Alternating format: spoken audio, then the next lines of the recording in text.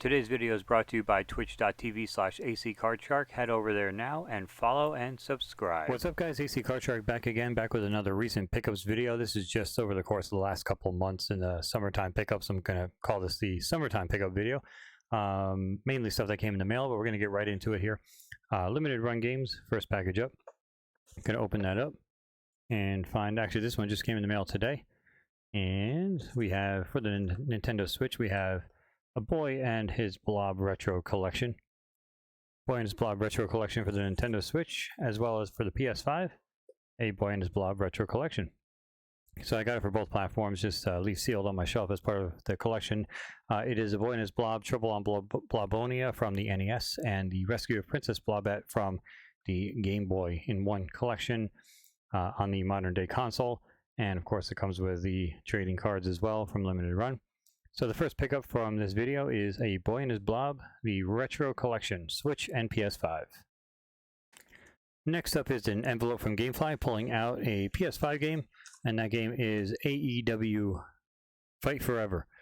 All Elite Wrestling. I was looking forward to this for a while. As you can see, it was put out by THQ Nordic, who they are responsible, at least back in the day before they did all these mergers, they are responsible for the N64, like No Mercy, WrestleMania 2000, all those games. So I was anxious to see how it was. It was surprisingly fun. It was Gamefly. This was a rental that I ended up keeping.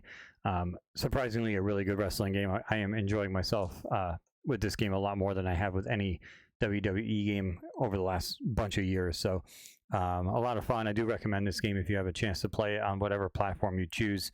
But yeah, AEW Fight Forever for the PS5. Next up, another envelope from Gamefly. This is another one I kept. I have not tried this game yet. However, Pixel Sandwich has fully recommended this game, so I'm going to go based on that.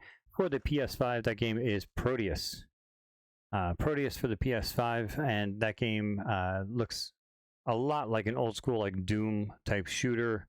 Resurrect the chaos of FPSs of old. Retro look, modern era. Pure retro FPS chaos. So it looks a lot like the old Doom type games for the PC back in the day.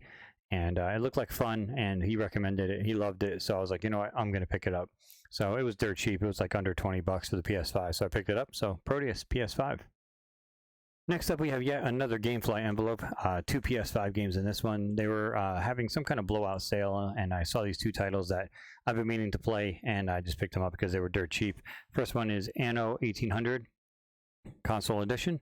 It is it's Lead the Industrial Revolution. How the world remembers your name is up to you. Kind of like a builder, kind of sim type game. It looked like a lot of fun. Again, it was under $20, so I figured I would take a chance on that by Ubisoft. The other game I picked up from that sale was the Day 1 edition for the PS5 of the Callisto Protocol. Again, a game I had been meaning to try. However, I just never wanted to pay full price for it, and it again was under 20 bucks. And just a game I wanted to bust out. Most of these games, when I eventually do and end up playing them, you can see those live over on twitch.tv/ACCardShark.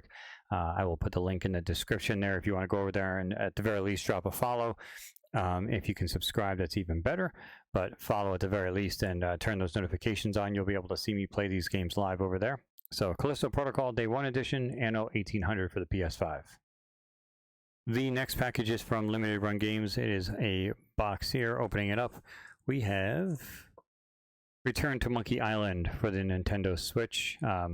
Anything Monkey Island will be on my shelf. I don't care what it is. As long as it's affordable, it's on my shelf. And in the same respect, we have PS5 version of Return to Monkey Island as well. Again, strictly from a collection standpoint, I do have it digitally on both consoles already, but I want that physical case on my shelf.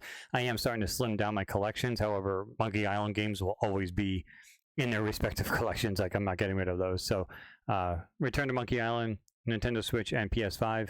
I did start playing the Switch version on the port, for the portability factor, and I'm enjoying it. I know some people have not gotten into this game as much as they had hoped to. However, I definitely have, and I've been enjoying it immensely. So if you're into point and click and those type of adventure games, this is definitely one for you. So Return to Monkey Island. Next up is from Amazon. I don't have the packaging. I just have the item out because I wanted to take it out of the packaging and make sure it was good. If you guys have been following me over on my Twitch channel, I've been doing a lot more retro emulation. My goal is to eventually emulate as much as possible and offload my collections because they're just sitting here taking up space and collecting dust. But my goal is to play those emulated games with their original controllers as close as possible. So for my GameCube games, I did pick up from Power A. It is technically a Switch controller, but it is a Bluetooth GameCube controller. Compatible with Super Smash Bros. Ultimate, it says right there. It is a Bluetooth controller, but as you can see, it's an exact replica of an original GameCube controller. So when I play my GameCube games on like the Dolphin emulator or something along those lines on my Retroid or on my Odroid or any of my emulation stuff, eventually I'm going to build myself a PC dedicated to my emulation just for that. I would like to be able to load up a GameCube game and play it the way it was originally intended. And the best way to do that is to have a wireless Bluetooth, original style GameCube controller. So I'm slowly putting together my controller collection, so to speak, and offloading my original games so that I can make that trade-off. So really, really cool looking. I hope it works as well as they say it does. It's gotten really good reviews, so I'm pretty hopeful for it. But yeah, Bluetooth wireless GameCube controller. Next up is from a Kickstarter campaign. This has nothing to do with video games, but it's just something that I found to be quite interesting. There is a filmmaker by the name of Rob McCallum. He put together a lot of really good video game documentaries and stuff, which I funded over Kickstarter over the last couple of years, probably close to 10 years now. He does a series called Action Figure Adventure, which is about basically looking for old action figures and stuff like that. He made one about the NES, searching for all the NES games. So I backed him on season 1. This is the Blu-ray of Action Figure Adventure season 2. The backing that I had put together for this project included a digital copy as well to download and stream, but it also included the hard Blu-ray copy. I do have the first season over here somewhere. I just don't have it handy. So now I've got season 1 and season 2 both on Blu-ray for my shelf. Anything like old school 80s action figure, retro gaming, all that's kind of all lumped together for me in my interests. So when he puts these types of films together, I'm always a big fan, and I'm more than happy to back him. He's a great guy. So again, Rob McCallum, if you want to look him up on Kickstarter, has had a lot of really good documentaries over the course of the last 10 years. But this is season 2 of Action Figure Adventure. All right, next up, this is from Amazon through a third-party seller. Yet again, adding to my collection of controllers. This is from 8-Bit Dough, and that is an M30 Bluetooth gamepad. That is for all Sega consoles. As you can see, it was $30. I got it for cheaper because I had some discounts and everything else to work into the mix. However, this will work pretty much with your Genesis, your Master System, your Sega Saturn, your Sega CD, your 32X. So if you're emulating any of those systems, this Bluetooth controller is pretty much standard for any of those. So when I saw an 8-Bit Dough is one of the, or 8-Bit Do, I always call it 8-Bit Dough. But this is definitely one that a company that I trust with their controllers. I already have a bunch of their controllers, and one that I feel will be really, really good for emulation for all of those systems.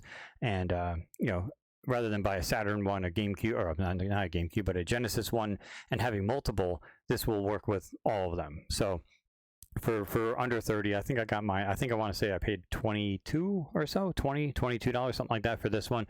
But for an 8-Bit Dough M30 Bluetooth, I couldn't go wrong with that. It's good for Switch, Windows, Android, Mac, Steam, but it's a Bluetooth gamepad with a USB cable. So again, adding to the controller collection for my future emulation station that I'm going to eventually build myself. Once I offload enough of my collection, I'm going to roll that money into building myself a nice fast PC with like multiple terabytes of storage, and just try to load as many consoles as I can onto that system to then be able to emulate whatever I want and have it boot right into them. So, but yeah, 8-Bit Dough Sega Bluetooth controller. All right, the last package I have for this video, and then we're going to call it, is from Gamefly. So we had one keep option and two that I bought off of that one of the sales that they were having this summer. The keep it option was for the PS5. I sort of am happy with it, but I'm sort of disappointed as well. That game is Atomic Heart for the PS5.